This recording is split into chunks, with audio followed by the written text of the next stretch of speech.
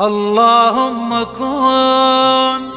لوليك الحجة ابن الحسن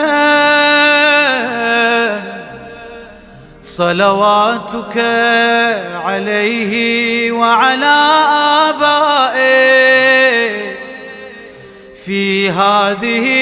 الساعة وفي كل ساعة وليا وحافظا وقائدا